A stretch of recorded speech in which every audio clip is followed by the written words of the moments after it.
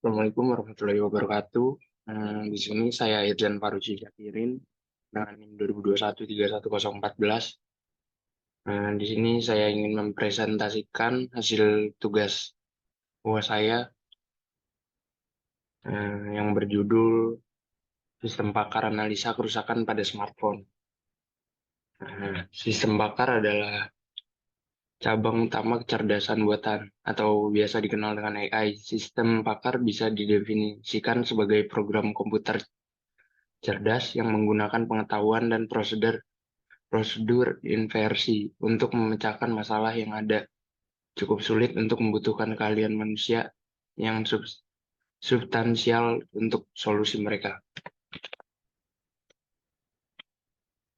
Nah, tujuannya itu mengambil judul ini karena toko servis ponsel yang membutuhkan keahlian tingkat lanjut. Bagi orang awam akan kesulitan dalam menentukan masalah pada smartphone-nya.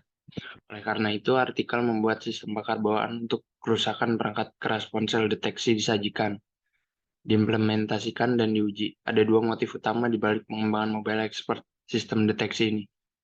Yang pertama itu kesalahan ponsel, selanjutnya tingginya biaya perawatan, dan yang ketiga kurangnya kepercayaan pada toko servis ponsel. Nah, gangguan dapat dibagi menjadi tiga jenis. Kesalahan yang pertama itu ada kesalahan perangkat keras, perangkat lunak, dan instalasi. Dia kegagalan perangkat keras ponsel adalah fokus utama artikel ini.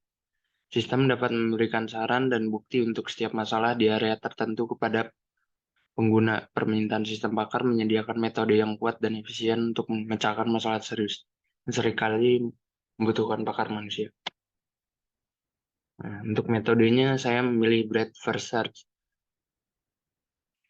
Untuk breadth first search itu adalah salah satu algoritma yang digunakan untuk pencarian jalur. Contoh yang dibahas kali ini adalah mengenai jalur yang melalui semua titik. Algoritma ini adalah salah satu algoritma pencarian jalur sederhana di mana pencarian dimulai dari titik awal, kemudian dilanjutkan ke semua cabang titik tersebut secara terurut.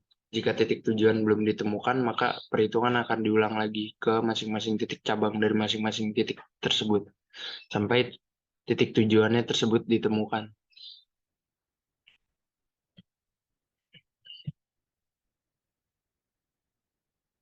Nah, untuk langkah-langkah penerapannya itu, yang pertama, memasukkan simpul root ke dalam tumpukan dengan push, lalu ambil dan simpan isi elemen dari tumpukan teratas, lalu selanjutnya hapus isi stack teratas dengan prosedur pop.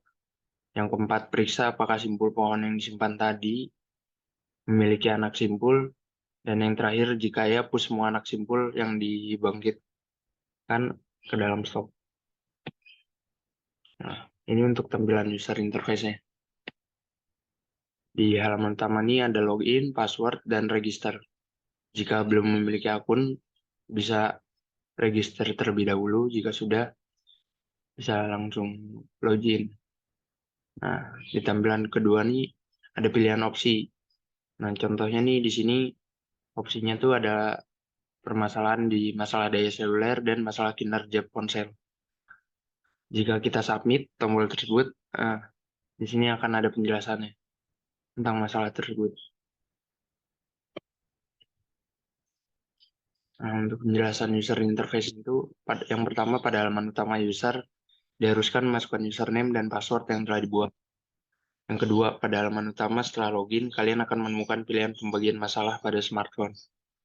Yang ketiga, selanjutnya setelah memilih salah satu dari dua pilihan yang ada, pada hal sebelumnya kalian akan menemukan masalah yang biasa terjadi pada smartphone, yang telah dikelompokkan sesuai masalahnya. Nah, yang terakhir, jika tidak menemukan masalahnya, kalian bisa memilih logo pesan yang nantinya kalian akan bisa berkomunikasi langsung dengan teknisi yang ada.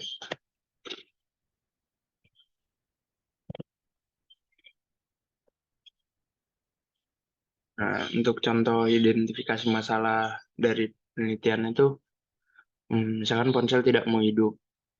Dalam hal ini, pengguna tidak dapat mengakses aplikasi telepon apapun. Itu power speed. Biasanya digunakan pada handphone untuk menghidupkan dan mematikan handphone. Dalam masalah ini, power supply Power supply tester biasanya digunakan untuk mendeteksi kegagalan daya ponsel tersebut. Nah, dari hal ini memberikan nilai digital dan nilai ini diperoleh dengan membutuhkan kabel penguji dengan konektor ponsel.